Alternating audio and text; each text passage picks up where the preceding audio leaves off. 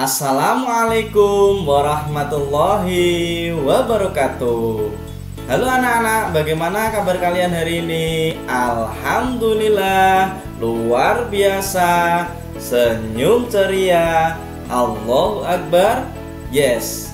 Baiklah anak-anak, berjumpa kembali dengan Pak Eko. Di sini Pak Eko akan menyampaikan materi pendidikan agama Islam dan budi pekerti kelas 1 semester genap di bab 4, yaitu mari kita sholat. Untuk itu simak baik-baik materi kali ini. Nah, sebelum kita masuk ke materi, mari kita refreshing dulu untuk menyanyikan sebuah lagu yang berjudul Menjaga Kesucian dengan versi lagunya Sebelum Kita Makan Dek. Nah, yuk kita nyanyi bersama-sama. 1, 2, 3. Sebelum kita sholat dek, mari berwudu dulu. Jagalah kesucian dek, sebelum kita sholat. Ayo sholat jamaah, jangan sampai lengah. Sholat jangan ditunda. Ayo sholat jamaah, jangan sampai lengah. Sholat jangan ditunda. Nah, demikian anak-anak, semoga memotivasi kalian semuanya dalam mengerjakan sholat jamaah dan tidak menunda-nunda sholat. Selanjutnya, sebelum kita sholat, mari kita mengenal tentang bersuci terlebih dahulu. Bersuci artinya menghilangkan hadas dan najis. Nama lain dari bersuci adalah toharoh. Nah, hadas itu apa sih? Hadas adalah keadaan yang tidak suci, sedangkan najis adalah kotoran yang menyebabkan kita tidak boleh beribadah kepada Allah Subhanahu wa Ta'ala. Nah, bagaimana cara kita mensucikan hadas dan najis ini? Kita lanjutkan materi. Pak Eko sampaikan alat untuk bersuci terlebih dahulu. Di antaranya air, batu, tisu, kayu, kertas, dan debu. Selanjutnya, nah, macam-macam air.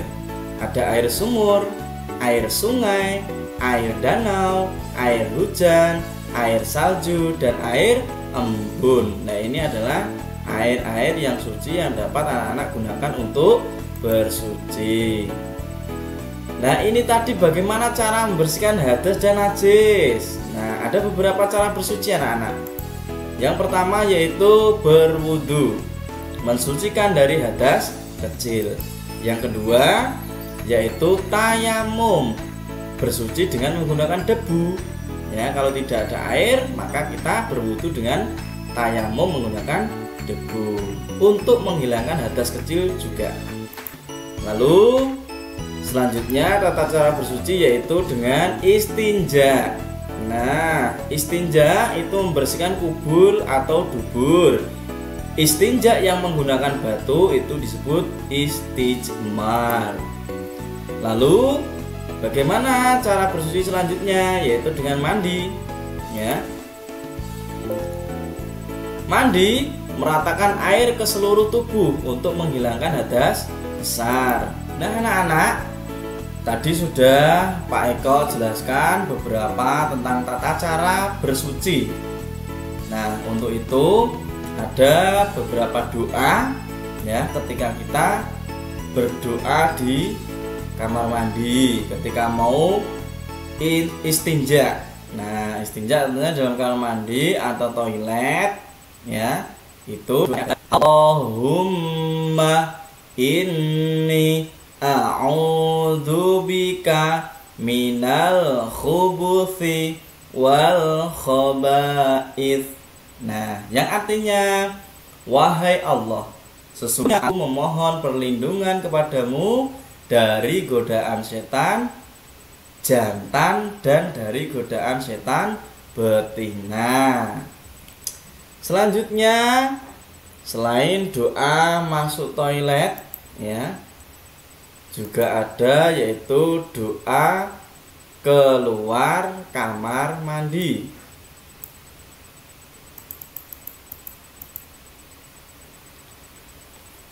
Selanjutnya, doa keluar kamar mandi atau toilet.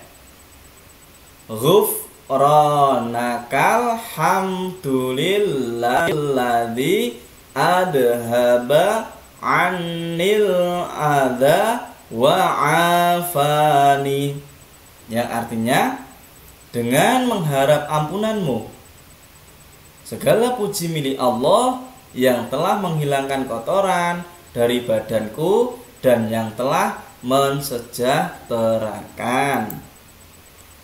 Lalu selanjutnya materi kita yaitu tentang pengertian sholat. Nah, menurut bahasa, sholat artinya doa ya anak-anak. Menurut istilah, sholat artinya suatu gerakan yang diawali dengan takbiratul ihram dan diakhiri dengan salam. Nah, kita mesti mengenal sholat ini lebih dalam. Apa saja yang perlu kita ketahui tentang sholat? Yaitu sholat sendiri. Ketika kita melaksanakan sholat sendirian, itu disebut dengan munfarid. Sedangkan sholat bersama itu disebut berjamaah.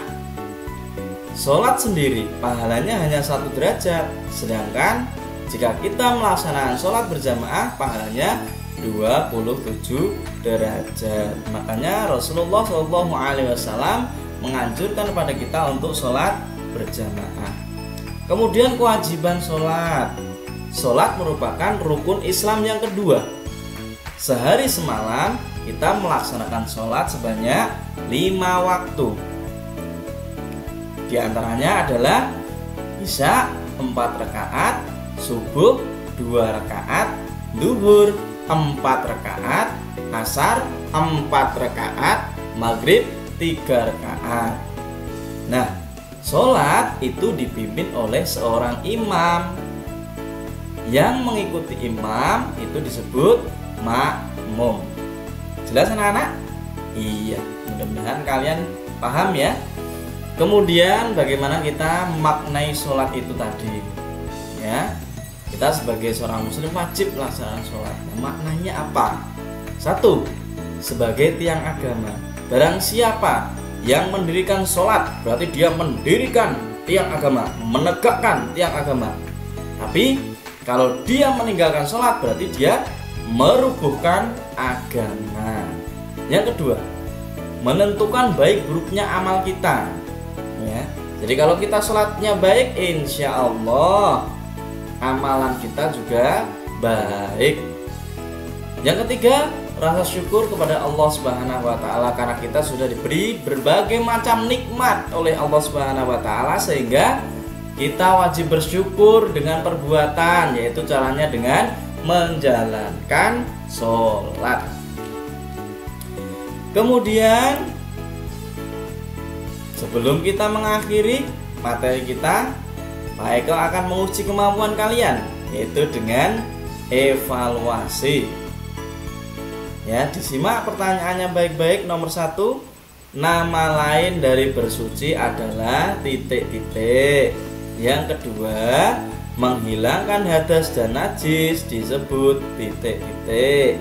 Yang ketiga, istinja tidak boleh menggunakan barang yang titik-titik. Yang keempat, sholat sehari semalam ada titik-titik waktu. Yang kelima, sholat yang dikerjakan sendiri disebut titik-titik. Nah, tentunya jika anak-anak tadi menyimak apa yang sudah Pak Eko sampaikan, bisa menjawab untuk latihan evaluasi ini. Nah, demikian tadi anak-anak beberapa materi yang dapat Pak Eko sampaikan, mudah-mudahan bermanfaat dan menambah khasanah keilmuan untuk anak-anak sekalian. Mudah-mudahan anak-anak juga diberi kekuatan untuk dapat belajar dengan baik dan rajin, sehingga dapat mencapai cita-cita yang anak-anak inginkan. Demikian dari Pak Eko, kurang lebihnya mohon maaf. Wabillahi taufiq wal hidayah. Wassalamualaikum warahmatullahi wabarakatuh. Sampai jumpa.